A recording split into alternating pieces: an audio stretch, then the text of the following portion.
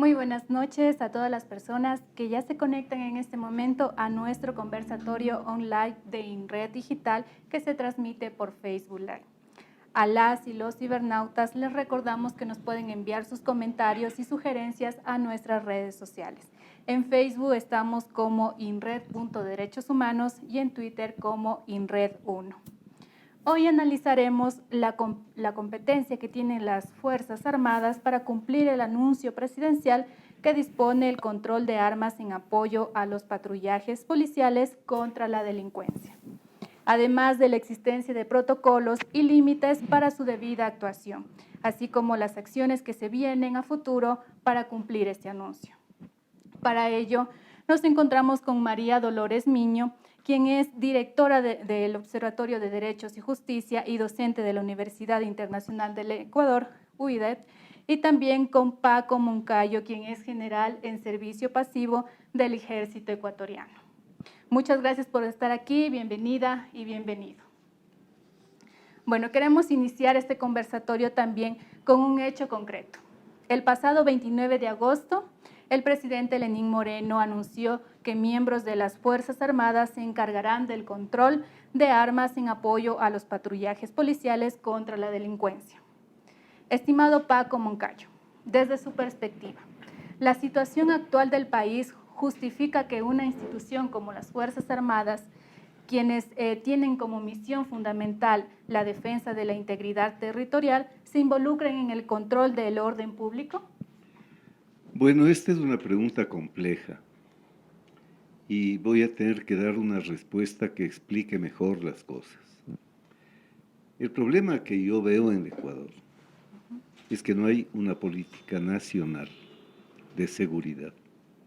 No hay leyes adecuadas a la seguridad. No se entiende lo que es la seguridad. Y mire, si tenemos que soportar el Estado que nos cobra impuestos y que más bienes que males nos causa, algo que tenemos que exigir los ecuatorianos y todos los seres humanos es que el Estado cumpla con esta tarea de la seguridad.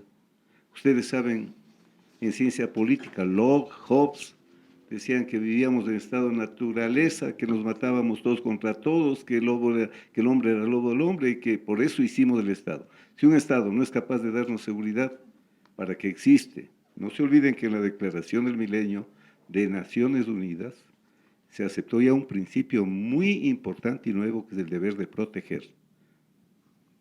La soberanía queda de alguna manera supeditada a que el Estado pueda proteger, y no hablamos solo de los bandidos, de los ladrones, hablamos del hambre, de la miseria, de la explotación, de la pobreza, de la enfermedad. Entonces, lo que yo veo es un gobierno sin política de seguridad. Una asamblea que tiene dormida un proyecto de ley que dejé hace 20 años de seguridad ciudadana.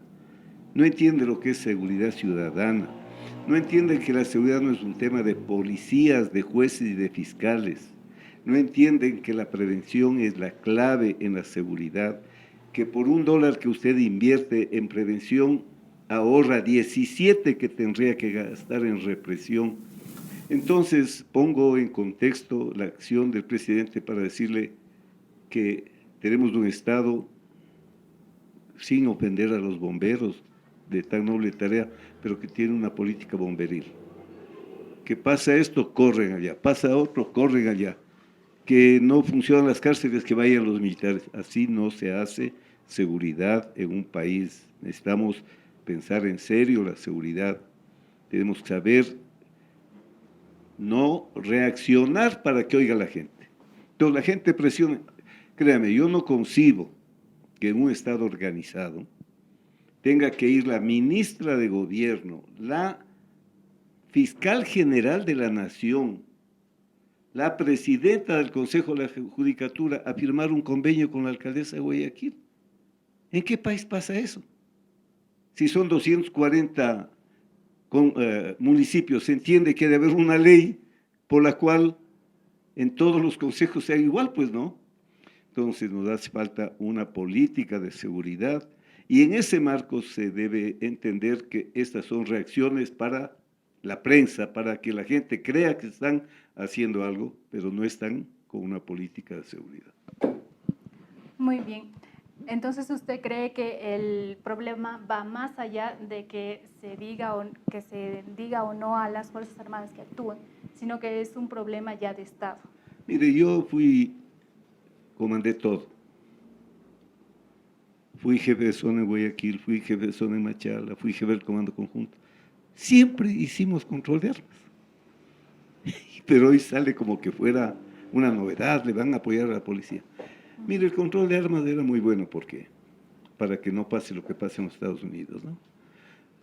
Una persona que quería portar un arma pedía en la zona militar la autorización y esa persona tenía que pasar por un examen psicológico para saber que estaba en condiciones de usar un arma. Pero además de eso, recibía un entrenamiento para que sepa usar el arma, porque no hay peligro más grande que andar armado sin saber usar el arma.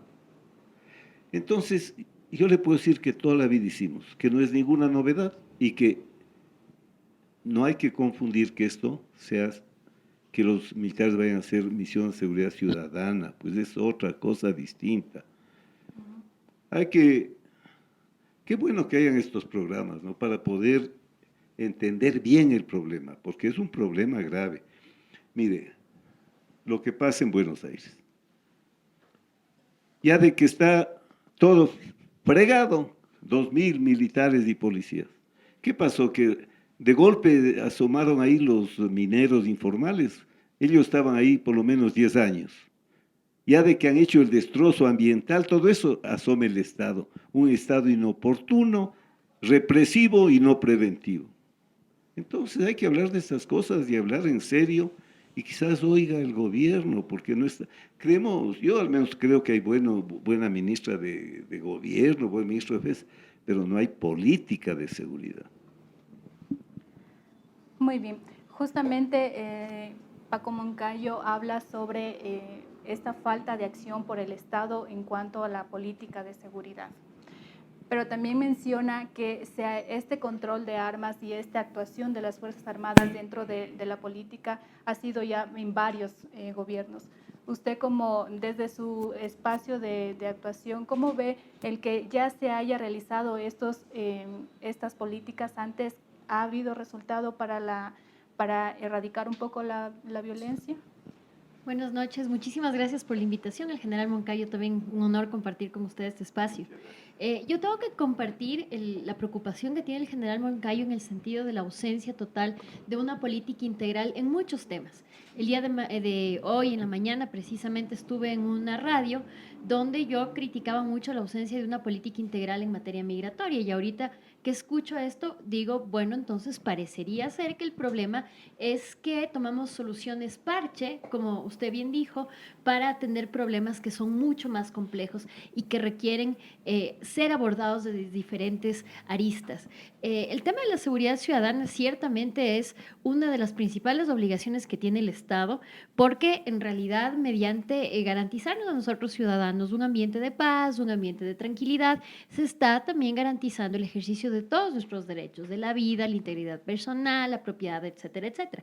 Entonces yo creo que lo primero que tiene que tener en cuenta la ciudadanía es que las preocupaciones que muchos de quienes trabajamos en derechos humanos tenemos hoy por hoy con respecto a las Fuerzas Armadas, colaborando en temas de seguridad interna, no viene a desconocer el rol del Estado como garante de nuestra seguridad.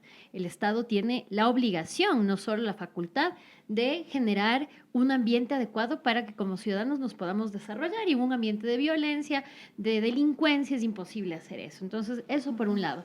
Por otro lado, creo yo que ciertamente en la Constitución está consagrada la posibilidad de las Fuerzas Armadas de hacer control de armas. La pregunta, la duda y la preocupación que tengo yo, y que creo que muchos de mis colegas comparten, es si efectivamente ese rol de las Fuerzas Armadas se limitará al control de armas, o si, como ya se ha dicho en muchas otras oportunidades, en realidad lo que van a hacer es venir a apoyar a la policía en el control interno. Entonces, si es que ese fuera el caso, el segundo caso, ahí sí tenemos varios problemas. El primer problema, y el general Moncayo no me va a dejar mentir, es que las Fuerzas Armadas no están entrenadas para hacer seguridad ciudadana. mientras que la policía tiene un rol, un entrenamiento específico para cuidar la seguridad interna. Las Fuerzas Armadas tienen un entrenamiento y el general Moncayo lo podrá explicar mejor que yo, orientado al combate del enemigo en el contexto de un conflicto armado. Entonces, no se puede combatir la inseguridad ciudadana con esa misma lógica. ¿Qué ha pasado? No solo en Ecuador, sino en otros estados de la región y casos del sistema interamericano de derechos humanos, varios dan cuenta de esto. Cuando las Fuerzas Armadas se salen de este rol que les corresponde, se dedican a hacer seguridad ciudadana por fuera de el rol asignado en la Constitución, generalmente no solo que no se reduce la violencia, sino que se aumenta. Hay más violencia, hay más uso excesivo de la fuerza, más muertes, y creo que eso es lo que queremos evitar, sin desmerecer el importantísimo rol que tienen las Fuerzas Armadas en cualquier país. Este no es la excepción, pero sí teniendo en cuenta que la existencia de estos roles claros entre policía y Fuerzas Armadas apuntan precisamente a garantizar de manera integral la seguridad nacional. Las Fuerzas Armadas se encargan de cuidar las fronteras, que hoy por hoy es muy necesario. Además, tomemos en cuenta que hace pocos días ya hubo un anuncio por parte de personas que indicaron desde las FARC que los acuerdos de paz ya no se iban a llevar a cabo. ¿Eso qué quiere decir? Que desde las Fuerzas Armadas más bien tendríamos que estar pensando cómo vamos a atender a ese que sí es un problema de seguridad externa del Estado. Con respecto a la policía, yo tengo serias preocupaciones, y esto también ya lo he dicho en varios espacios. Tengo yo la impresión que incluso desde el Estado, desde las altas autoridades, hay una noción de que la policía no se avanza sola a hacer su trabajo o que no tiene la capacidad suficiente. Yo preferiría, de hecho, si es que estamos en un contexto de mayor inseguridad, que creo que es innegable, lo que habría que hacer desde la lógica es fortalecer la policía. ¿Cómo se fortalece la policía? Dotándole de más recursos, dotándole de capacitación adecuada. El tema de la capacitación, por ejemplo, es algo que a mí me preocupa muchísimo. Recordemos el caso del femicidio en la ciudad de Ibarra, me parece que fue, o Ambato, donde este señor apuñaló a su pareja en presencia de la policía. Entonces, cuando esto pasa, muchas personas, la opinión pública, dice que es culpa de los abogados de derechos humanos porque ellos persiguen a los policías que disparan. Y nosotros decíamos, no, el policía tiene que saber cuándo disparar, y ante una situación en la que el delincuente no puede ser contenido, cuando ya se constituye, como ocurrió en ese caso, en un peligro inminente para un ciudadano, pues tiene que disparar. A mí sí me sorprende que ellos, con el entrenamiento que deberían tener, no supieron cómo responder. El otro caso, el caso del policía el video del policía que patea al ciudadano en la calle. De nuevo, hay toda esta discusión alrededor de actuaba como padre, actuaba como esposo, como policía. Él actuaba como policía. De lo contrario, es un ciudadano deteniendo a otro ciudadano, y eso es ilegal, es un delito. Entonces, asumamos que actuó como policía, y cuando le patea, lo que yo vuelvo a concluir es que no tienen la capacitación adecuada para responder a diferentes situaciones. Entonces, esto, simplemente especulando, podría ser la razón por la cual estamos teniendo problemas de inseguridad. Entonces, en lugar de darle a las Fuerzas Armadas un lugar que no les corresponde, cuando además tienen ahorita un objetivo urgente a la luz de lo que ha pasado en Colombia recientemente, más bien pensemos en cómo vamos a fortalecer la policía. Y yo creo que la capacitación es fundamental para que puedan dar resultados efectivos. No es cuestión de sacar X cantidad de policías o militares a las calles, sino, como usted bien dice, si no hay una política concertada, si no hay los recursos adecuados, puede sacar a todas las unidades de todo y realmente el problema no se va a solucionar, al contrario, puede recrudecerse. Retomando lo que decía María Dolores sobre el entrenamiento específico que tienen las Fuerzas Armadas para combatir justamente en estos procesos en conflictos, ¿usted cree que las Fuerzas Armadas tienen esta capacitación o estos protocolos para actuar frente a una delincuencia común? Mire, el peor error es sacar militares de la calle, hacer de policías. Porque, como bien se dice, tiene un entrenamiento, un armamento. Cuando esto pasa con alguna frecuencia, cuando yo era alcalde, el gobierno del doctor Noboa, igual hay presión de la gente que salgan los militares. Salieron, acuérdense que en las esquinas un militar con fusil. Supóngase que ese rato hay un asalto de un ladrón a una señora. ¿Qué va a hacer con el fusil? O sea, en lugar de ser un factor de seguridad, se convierte en un factor de riesgo. Porque se le puede de los nervios disparar el fusil o... No es la solución. Yo me acuerdo que pasé, ¿no? Ahí me crucé la Plaza Grande y me fui donde el presidente y le dije, vea, presidente, regrese los militares a los cuarteles. Porque además, Quito, en esa época, estábamos entre los 10 destinos turísticos principales del mundo. Le decía, en Europa, en Estados Unidos, ven carros militares patrullando, ven militares en las calles, ¿qué van a decir? Ahí hay guerra civil, pues, ¿no? ¿Quién va a venir a hacer turismo en un sitio? No, los militares no pueden hacer ese tipo de misiones. Ahora voy a topar un punto bien importante. La solución no es la policía, porque ese es el error. América Latina es el país más injusto y por lo tanto es el país más, perdón, es el continente más injusto y por lo tanto es el continente más violento. Eso se llama violencia estructural. Usted no puede, con policías, jueces y fiscales, corregir los problemas del conflicto social. El conflicto social es mucho más que policías y jueces. El policía, el juez, el fiscal tiene que entrar es cuando ya la cosa está dañada, pues. Por eso vuelvo a decirle que un buen sistema de seguridad ciudadana normalmente es preventivo. En un sistema de seguridad funciona el sistema educativo, funcionan los hogares, funcionan los medios de comunicación, que suelen ser en ocasiones un factor que incrementa la inseguridad. Entonces, si no se corrigen los traumas sociales, no hay seguridad. En un país donde la injusticia es extrema, donde toda la riqueza se va a 4 gentes y hay gente que no tiene para comer, ¿cómo puede haber paz? ¿Cómo puede haber seguridad ciudadana? ¿No es cierto? La seguridad tiene una relación directa con cómo la sociedad está organizada para producir, para generar riqueza y para distribuir la riqueza.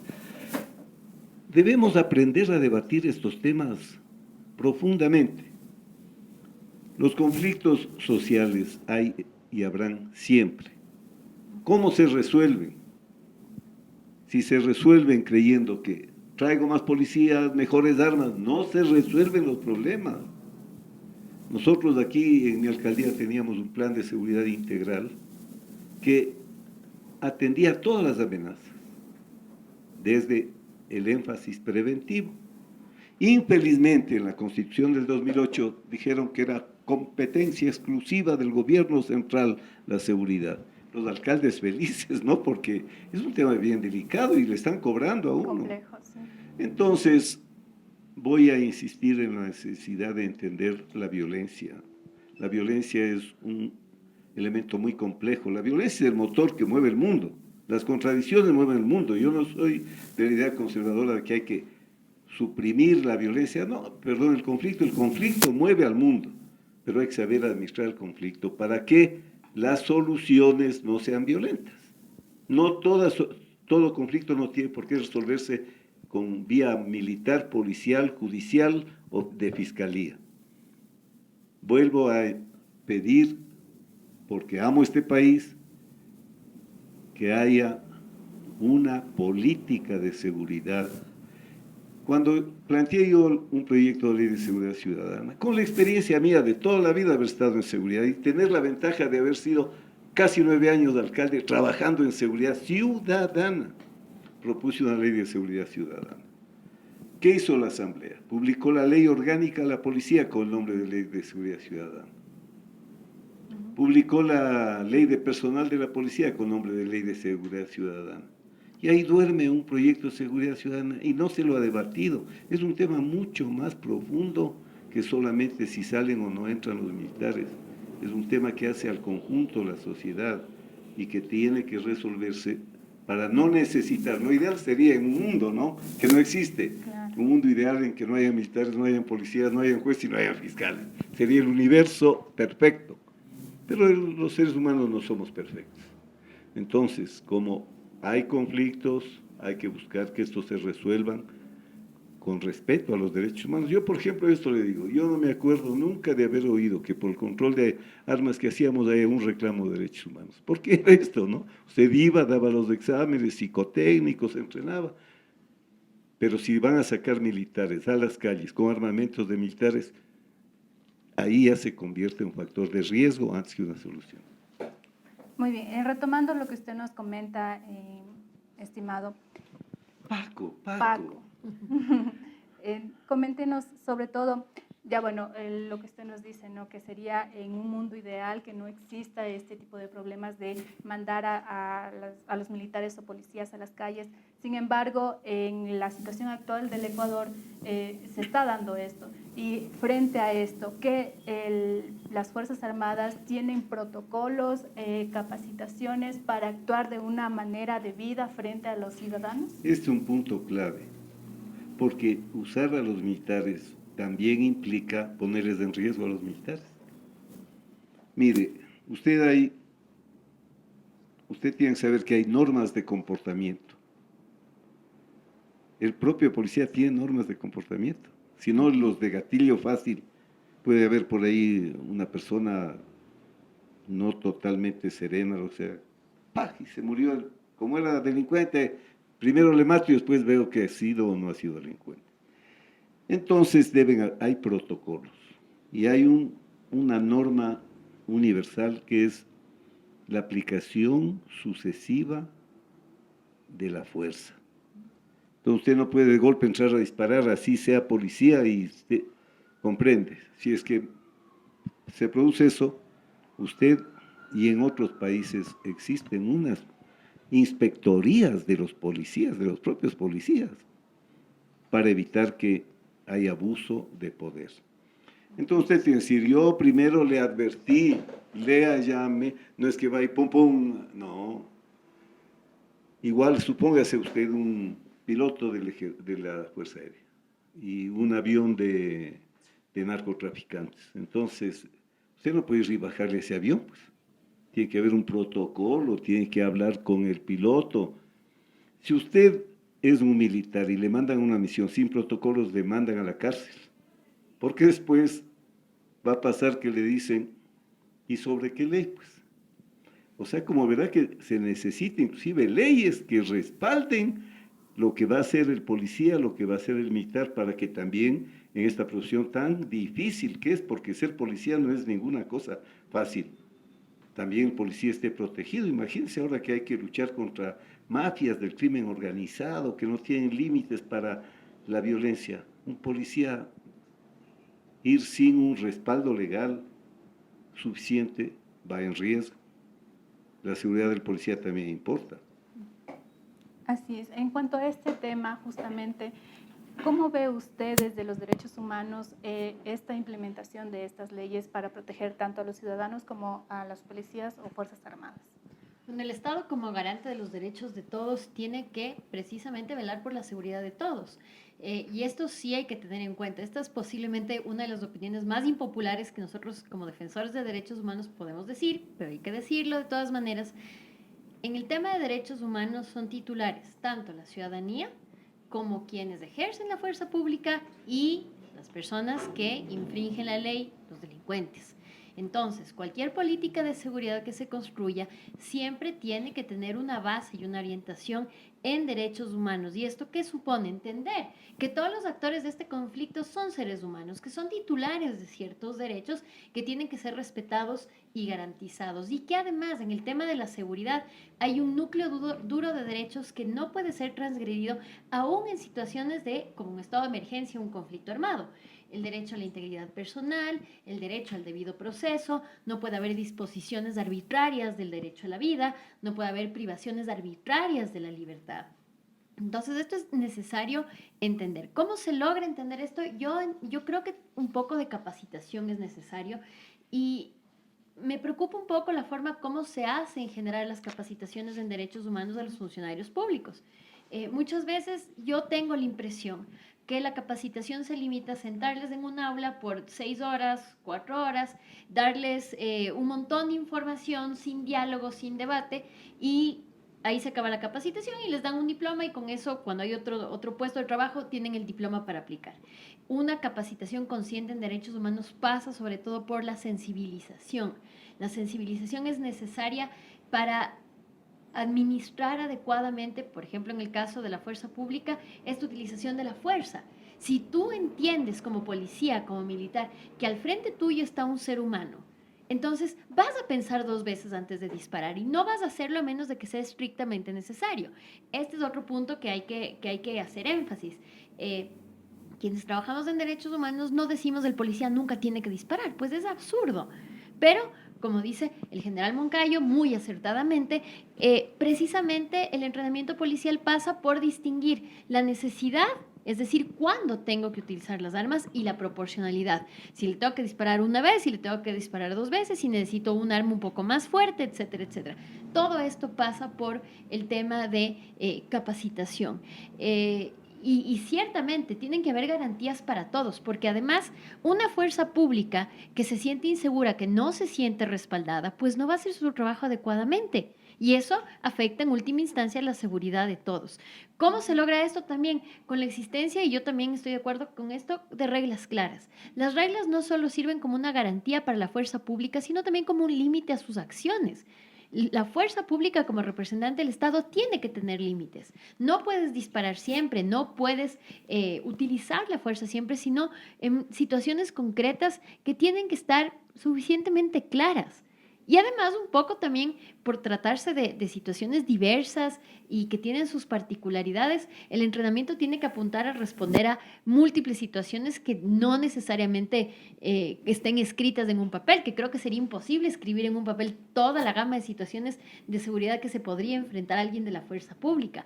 Pero sí se logra primeramente teniendo en cuenta o estableciendo un régimen transversal de derechos humanos, una política basada en derechos humanos, que la seguridad y el tema de derechos humanos no sea incompatible, porque tengo yo la impresión y la preocupación de que al menos en el imaginario público de la ciudadanía está reñido el respeto por los derechos humanos con la seguridad. Y de hecho, cuando nosotros hablamos, hacemos estas intervenciones públicas, la mayoría de respuestas que tenemos a estas cosas que nosotros decimos es que ustedes les defienden a los delincuentes. No, nuestro trabajo es defender personas, y uno no pierde la calidad de persona cuando se pone un uniforme de militar o cuando roba un banco.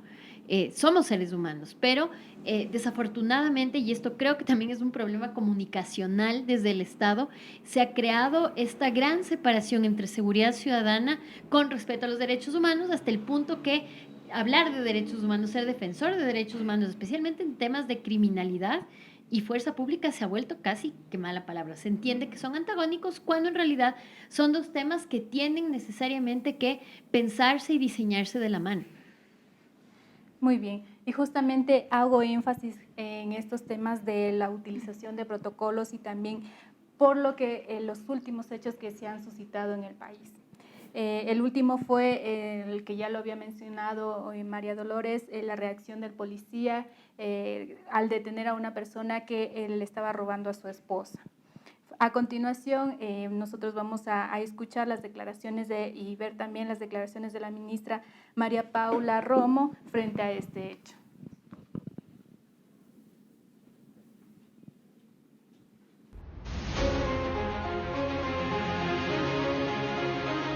Un policía que realizó una detención en Quevedo hace algunos días y cuya detención ha sido criticada, observada, apoyada desde muchos puntos de vista.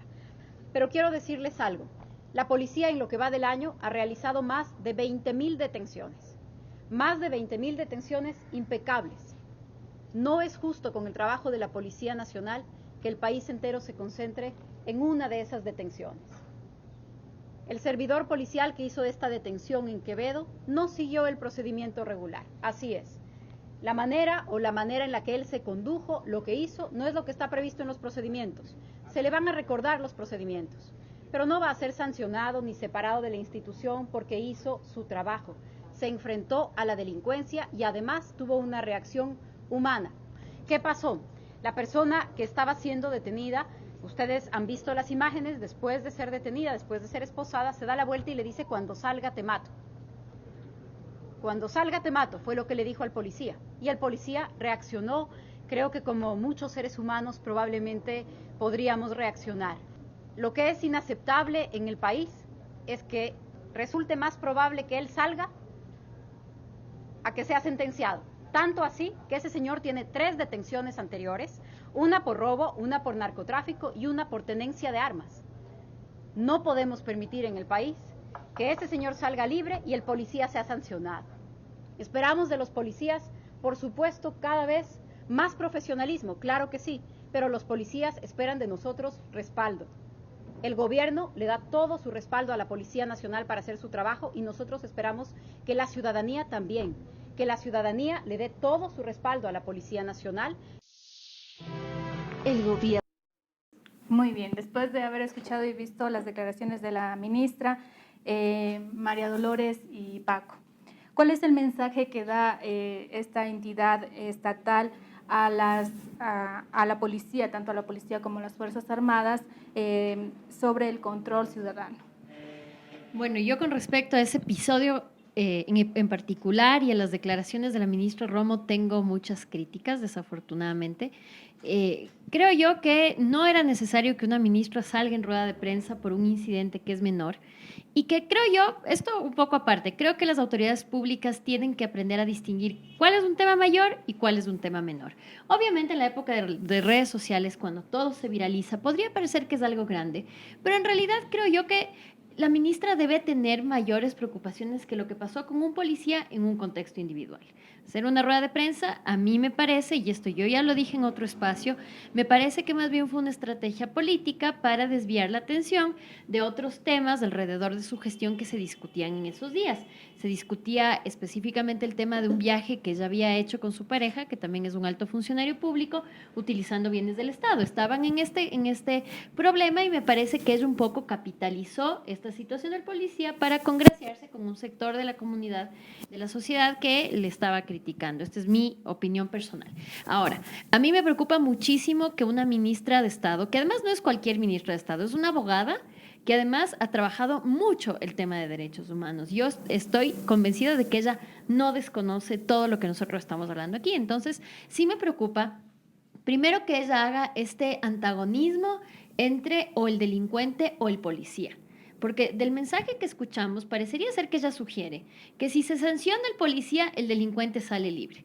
Este es un falso dilema, no es así. Se tiene que sancionar al delincuente. Los organismos de administración de justicia, de la policía, de fiscalía, tienen que hacer su trabajo de manera adecuada y proporcional. Y eso no impide que a nivel interno de la institución policial se apliquen las sanciones respectivas. A nivel interno, me voy a atrever a decir, porque esto es la simple lógica, yo no pienso pues que la única sanción posible sea la destitución. Deben haber sanciones administrativas, leves, graves, más graves. Entonces, en este caso, yo creo que sí ameritaba iniciar una investigación administrativa a nivel interno de la policía y determinar sanciones, que no necesariamente tienen que ser las más graves. Había ciertamente atenuantes e inclusive eximentes, pero había que investigarse. A mí me preocupa mucho esto porque el mensaje parecería ser que como la delincuencia es tan grave, los policías pueden actuar nomás por fuera de los protocolos que deben conocer porque el fin justifica los medios. El fin no justifica los medios, especialmente cuando se habla de fuerza pública, porque podemos caer en excesos. Yo creo que, insisto, creo que este fue un tema más político que de derecho. Creo que se capitalizó y se agrandó una cuestión que no tenía que haber sido tan grande y se dio un mensaje nefasto a la ciudadanía, que es que el policía, por el hecho de cumplir sus funciones, puede actuar al margen de la ley y cuando actúa al margen de la ley no va a haber una sanción. Y reforzando además este falso dilema que creo que le hace tanto mal a nuestra sociedad ecuatoriana de antagonizar entre el delincuente, entre la sanción al delincuente y la sanción al policía, entre los derechos humanos, como si los derechos humanos de los ciudadanos fueran unos y los derechos de quienes delinquen fueran otros. Yo sí me hubiera esperado que de parte de nuestras autoridades este tema se lo maneje no solo con mayor tecnicidad, rigurosidad, pero también con madurez, porque no creo que ameritaba hacer algo tan grande de una situación que era, creo que de todos los días. Hay muchos policías que harán eso siempre y no son condecorados ni son objeto de grandes noticias. Esto fue un tema que se viralizó nomás y me parece a mí tenía que haber sido manejado de esa manera, obedeciendo los protocolos institucionales. Si tenemos una ministra que dice no importa, sáltense nomás los protocolos, es un mensaje peligroso y es un mensaje además, tengo que decirlo, irresponsable. Muy bien, Paco, igual su comentario sobre los Mire, mensajes que está dando. hay que entender que los derechos humanos, hasta en la guerra, tienen un respaldo jurídico. Igual que hay los derechos humanos, hay el derecho humanitario. Usted ni en la guerra, con el enemigo que le está disparando, puede violar ciertos principios. Por ejemplo, usted puede estar en guerra, pero no puede bombardear poblaciones civiles. Eso hacían los nazis. Usted tiene que entender que la guerra es un hecho jurídico. Y al ser un hecho jurídico está arreglado. Y si un comandante bombardea una población civil, por ejemplo, es crimen de lesa humanidad. Y hoy ya felizmente hay la Corte Penal de Roma, o sea, ya no se puede pasar de una manera impune por estos temas. Entonces, el derecho es fundamental para que podamos vivir todos en paz. Nosotros cuando fuimos del servicio activo, teníamos, cuando no había en ninguna parte, creo, teníamos una oficina de la ALDU en el Ministerio de Defensa, de la Asociación Latinoamericana de Derechos Humanos, y capacitábamos en derechos humanos a todos los militares. Porque esto es fundamental, ahí está la esencia de la democracia. La esencia de la democracia es el respeto, la tolerancia, el derecho, el Estado de Derecho, es eso, el derecho no es solo para los buenos o los malos, de eso es del lejano oeste. Entonces yo creo que hay que educar a los militares, a los policías en derechos humanos. Y a la comunidad hay que enseñarles que los policías y los militares también tienen derechos humanos. Aquí hay un problema, y esto es evidente, es el populismo penal, el populismo de seguridad. Si usted escucha unos discursos, que créame, cualquier persona, cualquier jurista que haya estudiado, aunque sea ligeramente, el tema del delito, se avergonzaría. Usted, oye, yo escuchaba cuando era asambleísta, ¿no? Y claro, eso daba muchos votos, muchos réditos. Hay que poner la pena de muerte. Claro, la gente que está desesperada dice, este es el líder. Ahí están los líderes que decían eso. Ahí están los Francos, ahí están los Mussolini, ahí están los Stalins. No, somos seres humanos, tenemos que entendernos como especie y saber que por el hecho de ser seres humanos tenemos derechos que no nos ha dado el Estado. Son inmanentes a nuestra naturaleza de seres humanos. Seas policía, seas pobre, seas rico, debería haber una concepción más clara, inclusive. Hoy ya hay una mejor concepción. Por ejemplo, antes seguridad eran solo estas cosas, pero ya en las Naciones Unidas se habla de seguridad humana que es mucho más que solo protegerte del delincuente. Hay que apelar a la sociedad civil, hay que apelar a los medios, porque un crimen horrendo es un crimen horrendo. Nos hace sentir infinitamente infelices a todos los seres humanos. Pero eso le pasan 800,000 veces y es como que hubiera habido 800,000 crímenes horrendos. De esto hay grandes estudios, yo no estoy hablando de memoria, ¿no? Esto estudiado con mucha profundidad. Entonces, lo que hay que esperar de nuestras autoridades es que haya mucha más madurez, mucho más profesionalismo.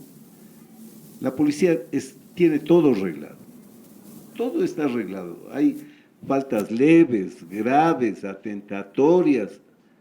Entonces, hay tribunales. Si es que pasa un problema de estos, la persona con autoridad, sea el que sea, debe saber, y la sociedad debemos saber, que se aplican las leyes policiales, los reglamentos policiales, y que si hubo un juzgamiento se habrá tomado en cuenta su situación de ser humano, porque también no porque sea policía de ser humano, ¿no es cierto? Y cómo él pudo haber reaccionado mal, porque no es que reaccionó bien, no se puede justificar que haya sido una buena reacción, pero sí se puede entender que es un atenuante de lo que pasó, ¿no es cierto? Vean cuánta cosa implica la seguridad, vean qué falta le hace al Ecuador de tener políticas de seguridad, y las políticas de seguridad no tienen que discutirse entre militares, entre policías, tiene que ser el gran debate de la sociedad. ¿Hasta qué punto nuestros hogares estamos generando seres violentos? Y después nos quejamos de la violencia. ¿Hasta qué punto nuestro sistema educativo está generando seres violentos? ¿Hasta qué punto nuestras prácticas, inclusive lúdicas y deportivas, están generando gente violenta? Todo esto es algo complejo que hay que estudiar, que hay que conocer, que hay que analizar, para que logremos tener una sociedad que vive en armonía, en paz. Pero yo siempre insisto, la base de la armonía es la justicia. Y sin justicia social no va a haber armonía. Eso es violencia estructural. Y la violencia estructural no se corrige con militares, con jueces o con policías o con fiscales. Muy bien, continuemos en cuanto a estos hechos que se han realizado por parte de la policía, en los que no se ha realizado adecuadamente este uso progresivo de la fuerza de la que usted nos hablaba. ¿Cómo hacer para que estas instituciones del orden público la realicen de una manera adecuada? Es que para todo tiene que haber procedimientos. Yo me acuerdo porque los militares podíamos, cuando yo era joven, hace mucho tiempo, salir, por ejemplo, para control de disturbios. Y había un procedimiento. Primero, la presencia. Solo con la presencia de los policías de un sitio, ya puede ser que... Porque hay gente violenta también, pues no, si no vaya usted a los estadios y vea por cosas aparentemente triviales, ya no son triviales de estas en el mundo de ahora, se matan.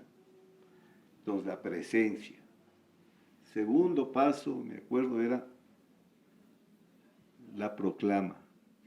O sea, el que iba al mando de la fuerza, te decir, señores, por favor, les rogamos retirarse, ustedes están violando la ley.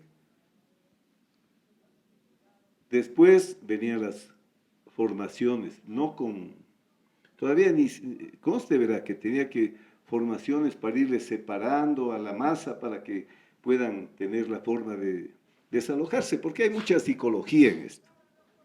Hay una psicología de contagio, hay una psicología de anonimato. Personas sumamente tranquilas, metidas en un ambiente de violencia, se vuelven irreconocibles. Entonces, la profesión de policía no es solo que las armas, es una profesión complejísima. Educar a un policía es educarle en psicología, en sociología, en derechos humanos. Y ya, paso siguiente, gases, agua. O sea, no es que usted va y... O lo que vemos aquí, ¿no? Que solíamos ver antes cuando nuestra policía también no tenía todavía estos, que eran los chullas y bandidos, pues. O sea, tira piedra a los guambras, tira piedra a los policías. Eso no puede ser, las cosas tienen que hacer. Yo era Mejía, pues, ¿no? Entonces, cuando hablo por experiencia propia.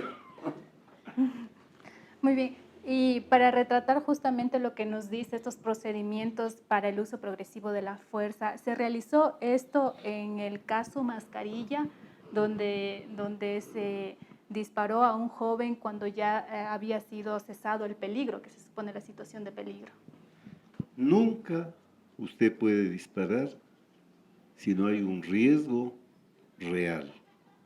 Ahora, por supuesto, eso es fácil de decir, porque el policía es un ser humano.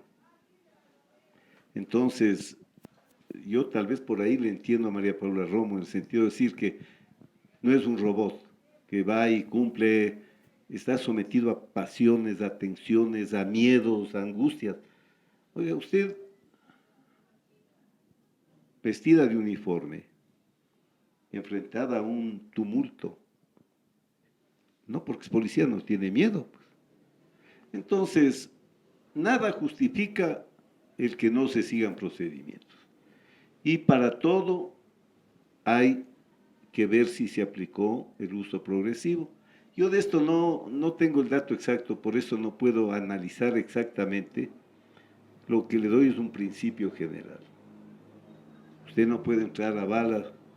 Le estoy diciendo que inclusive hay que comenzar hablando. Y así lo hacen los policías. Yo le digo por mi experiencia como alcalde, la policía eran mis mejores auxiliares en resolver problemas, inclusive de la cotidianidad en los barrios. María Dolores, en cuanto a este mismo tema sobre la aplicación del uso progresivo de la fuerza en mascarilla, ¿cuál es su percepción? Bueno, nuestra percepción, y me parece, si no estoy equivocada, que desde el Observatorio de Derechos y Justicia incluso emitimos un comunicado, o al menos hicimos algún tipo de pronunciamiento, donde en nuestro criterio efectivamente hubo un uso abusivo de la fuerza. Entiendo yo, refréscame la memoria, en el caso incluso me parece que hubo un disparo por la espalda a una de las personas, que claramente constituye un accionar que es contrario a los derechos humanos y que tenía que haberse observado. Insisto, yo creo que este es un tema que pasa por la falta de entrenamiento adecuado de muchos funcionarios estatales que se encargan de la fuerza pública.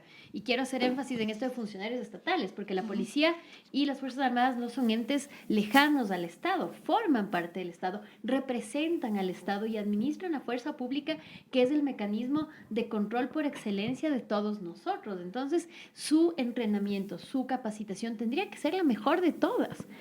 No cualquier capacitación, la mejor. Entonces, cuando vemos, si sumamos los 3 episodios, mascarilla, Ibarra y el reciente del policía que pateaba al ladrón, el denominador común de esto es 3 operadores de fuerza pública que no supieron cómo comportarse en contextos distintos, en contextos de detención a un solo delincuente, en contextos de una violencia un poco generalizada en un contexto y en el contexto de proteger a una ciudadana de un delincuente. Entonces, ¿qué nos lleva a pensar esto? Que no es un problema la cantidad de policías o militares que estén en la calle. Es un problema de calidad, y no quiero decir que su trabajo sea nefasto ni malo, ni quiero ser tan crítica, porque además entiendo que es un trabajo difícil, pero me parecería a mí que posiblemente estamos enfocando el problema por donde no es. Tal vez esto no se soluciona con más miembros de la fuerza pública a la calle. Tal vez esto se soluciona con mejores herramientas para los que ya existen, hacer una mejor tarea. Porque además yo creo una cosa, yo creo que un policía o un militar que no cuenta con un entrenamiento adecuado es un riesgo para sí mismo.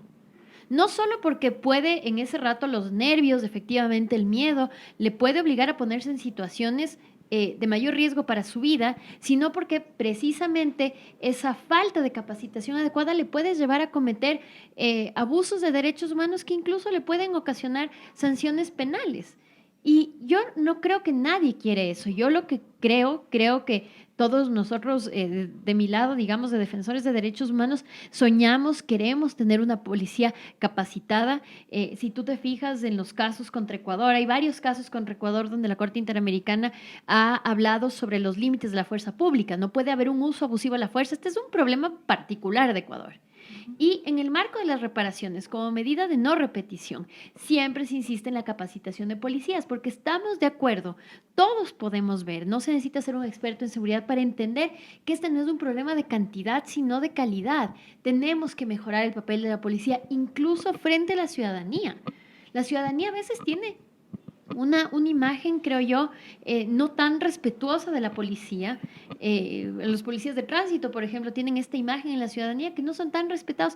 Todo esto pasa por la calidad. Tenemos que recuperar la imagen de la policía como una entidad que garantiza nuestros derechos. Y eso solo se hace cuando nosotros vemos que se comportan en consonancia con eso. Si vemos a uno que le patea al ladrón, el otro que deja que a la señora le maten en su cara, el otro que le ejecuta extrajudicialmente a este señor que no se sabía si era delincuente o no en mascarilla. Entonces, vemos funcionarios de esa institución que parecería ser que no hacen con responsabilidad, no ejercen responsabilidad en sus funciones. Cuando a eso se le suma impunidad por parte del Estado, pues estamos creando las condiciones para que existan mayores abusos y que tampoco sean debidamente sancionados. Porque hay una cosa, cierto es que el tema de mascarilla fue un tema grave, pero no gravísimo. El tema del policía que pateó al delincuente también grave, pero no tan grave. Pero todo esto sumado, estas tres cosas sumadas, pueden llevar a crear una idea de que desde el Estado se permite que el policía actúe al margen de la ley. Y no es así, yo estoy segura que no es la intención de nadie, pero también, efectivamente, como usted dice, creo yo que en este momento hay ciertas tendencias populistas que parecería que están calando en la sociedad, que parecería que tienen éxito desde la perspectiva del marketing político y que se está capitalizando negativamente. Y en eso sí, yo también quiero hacer énfasis en la responsabilidad que tienen los altos funcionarios públicos de cómo dirigen el discurso ciudadano alrededor de temas de derechos humanos. Mira lo que pasa en Brasil. Tenemos un presidente de extrema derecha que ha llegado y que realmente en cada una de sus intervenciones y acciones constituye un riesgo a los derechos humanos. Yo no creo que Ecuador quiera llegar a eso. Nosotros queremos ser lo que hemos sido siempre, un país de paz, afortunadamente, y eso se logra con límites claros para todos. Ni tiene que haber perdón, ni tiene que haber ligereza con respecto al tratamiento de los delincuentes, pero también aquellos miembros de la fuerza pública que actúen por fuera de los protocolos, procedimientos y reglamentos tienen que ser debidamente investigados y sancionados. Y el carácter de humano de una persona no desaparece, ni los derechos de que son titulares de esa persona porque delinque, porque está puesto un uniforme o porque simplemente estaba paseando en la calle con minifalda, porque es la típica para las agresiones sexuales contra mujeres, ¿no? Lo que estaba puesta, dónde estaba, si estaba sola, nada de eso te priva de tu condición de ser humano. Muy bien, estamos ya llegando a la parte final del conversatorio. Para las personas igual que recién se conectan, estamos realizando igual un análisis de la pertinencia o no de la actuación de las Fuerzas Armadas dentro del orden público. Ya para finalizar, como conclusión, quisiera que nos ayuden con un punteo así bastante general de lo que se necesita dentro de las alternativas para que la seguridad nacional mejore, como usted decía, políticas de seguridad. Bueno, un punteo general de lo que se necesita para que esta situación mejore. Sí, la verdad es que todos deberíamos ser defensores de derechos humanos, aunque haya unos especialistas, porque los derechos humanos conciernen a nuestras conciencias individuales, como seres humanos, porque la agresión no solo sale del policía o solo del militar. ¿Cuánto hay de violencia intrafamiliar y doméstica? ¿Y qué se hace en ese tipo de violencia? Casi no se hace nada. Nosotros aquí hicimos un sistema con comisarías en todas las administraciones zonales y llegamos a darnos cuenta que más riesgos corría una chica, un chico en su entorno cercano que en la calle más poblada de la ciudad. Entonces, me parece que es importante que asumamos que las personas que defienden los derechos humanos nos están defendiendo a nosotros, a todos. No son unas malas personas, están contra la policía, que están contra los militares.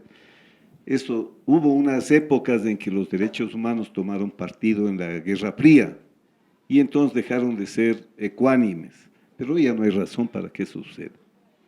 Ese es un punto. El segundo punto, una sociedad es violenta por razones de estructura, por razones sociológicas y psicológicas.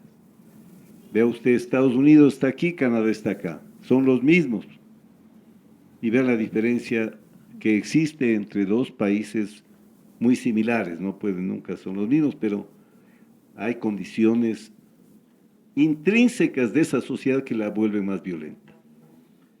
Yo sí tengo que decir otra vez, aunque no me haga popular, mientras América Latina siga siendo el continente más injusto, que peor distribuye la riqueza, va a seguir siendo, como es ahora, el continente más violento.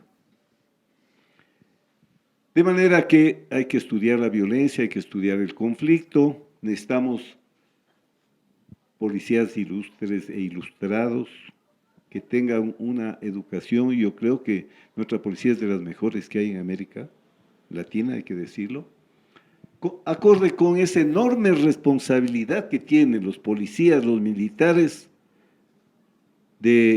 a nombre del Estado, o sea, a nombre de todos nosotros, participar en el monopolio de la violencia. El Estado tiene el monopolio de la violencia, ¿no es cierto? Como decíamos desde Hobbes, que decía que todos éramos el hombre es del lobo del hombre, ahí nunca se hablaba de las mujeres. Entonces, y el Estado era necesario para que dejemos de matarnos entre nosotros en el estado de naturaleza. Si es tan importante la seguridad y si hay instituciones de seguridad, hay que capacitar a la gente que ha tomado estas carreras tan difíciles con la mayor dedicación. Hay que hacer la mejor selección. El espíritu de cuerpo no cabe.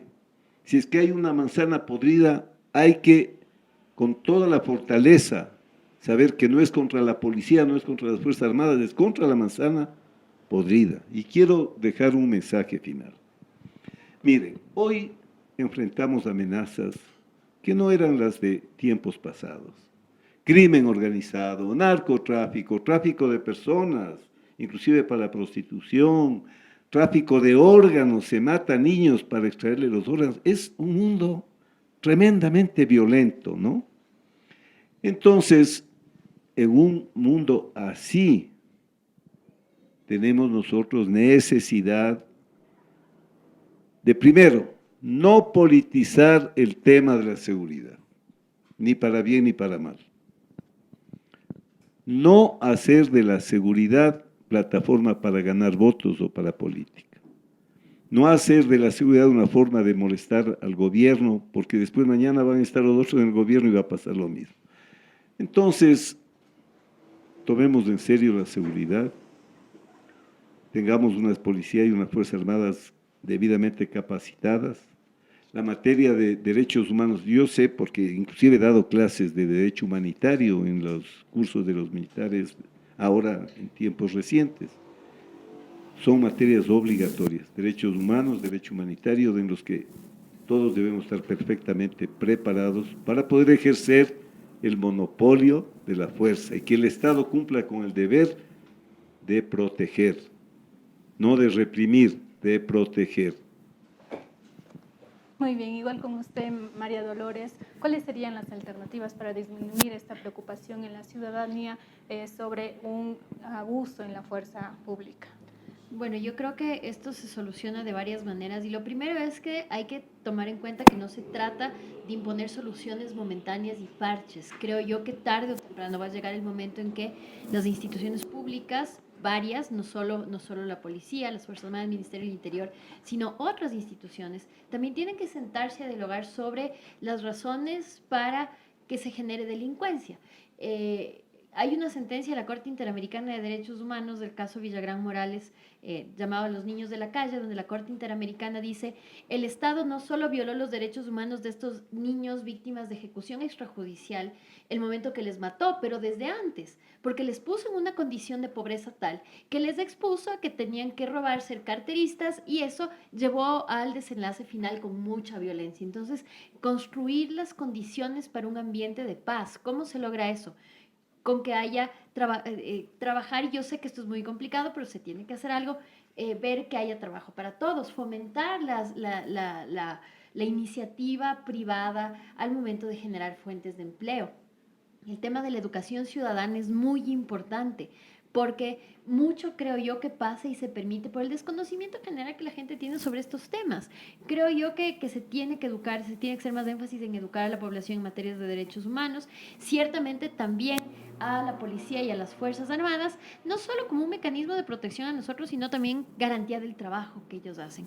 Y creo yo que tenemos que tener un poco de memoria histórica, no solo a nivel nacional. Ecuador creo yo que se ha mantenido en una situación de paz durante toda su historia. Nunca hemos tenido episodios realmente graves de violencia, de de conmoción social, eso hay que agradecer y hay que preservar, pero sí ver cuáles han sido las experiencias en otros países. En otros países, la utilización de militares para controlar la seguridad ciudadana ha decantado en violaciones de derechos humanos, ha decantado en cometimiento de graves crímenes contra la humanidad, crímenes de lesa humanidad. Hoy precisamente se celebra un aniversario más del golpe de Estado de Pinochet en Chile y con toda la secuela que eso trajo, justamente bajo la justificación de la seguridad nacional. Entonces, la seguridad nacional tiene que garantizarse, tiene que promoverse, pero nunca transgrediendo y traspasando los límites de derechos humanos. Y a las autoridades públicas, a las altas autoridades del Ejecutivo, simplemente recordarles su responsabilidad con respecto al manejo y dirección de la opinión pública. Cuando desde los mismos funcionarios públicos se utiliza el tema de la seguridad como una plataforma política, con un mecanismo de disuasión de temas relativos a su gestión, pues tendemos a generar un estado de conmoción generalizada en la población, de miedo innecesario, y el miedo produce violencia. Realmente, el miedo produce violencia y posiblemente el ejemplo en Ibarra fue lo más notorio. Sale el presidente a decir unas declaraciones, creo yo, no muy pensadas, desatinadas, que de alguna manera daban el mensaje de que es culpa del señor porque es venezolano, y se levanta toda una ciudad casi que a cazar venezolanos. Entonces, creo yo que hoy, en este momento, por las condiciones económicas, por el contexto de la migración desde Venezuela, de lo que va a pasar en Colombia, estamos en un momento social donde tenemos miedo. Y si el miedo no se maneja con responsabilidad, sí se pueden generar situaciones de mayor violencia, que creo que es lo que tenemos que evitar. Y finalmente, a toda la ciudadanía, a todos los que nos han acompañado el día de hoy, siempre tener en cuenta que al final el interés de todos es precautelar los derechos de todos, y que esos derechos, nos guste o no, incluso son titulares la gente de la fuerza pública, la gente que delinque, y tenemos que encontrar un punto medio donde esos derechos no sean violentados para nadie. Muy bien, nos quedamos igual con sus palabras, María Dolores, sobre garantizar los derechos de todas las personas, sean estos agentes de fuerza pública, ciudadanía en general, como también personas que pueden considerar delincuentes. Muchas gracias por estar aquí. Quiero agradecerles su presencia tanto a María Dolores Miño, directora del Observatorio de Derechos y Justicia, y también docente de la Universidad Internacional del Ecuador. Muchas gracias por estar aquí. Y también a Paco Moncayo, quien es general en servicio pasivo del Ejército Ecuatoriano. Muchas gracias también por estar aquí. También quiero recordarles a las personas que nos están viendo y escuchando en este momento que si tienen alguna sugerencia de alguna temática social a tratar en este programa, nos pueden enviarlas a nuestro correo institucional comunicación@inred.org. También, si ustedes quieren ver este programa o los anteriores, pueden buscarnos en YouTube, en nuestro canal de YouTube. Estamos como INRED Digital. Muchas gracias por acompañarnos. Hasta la próxima.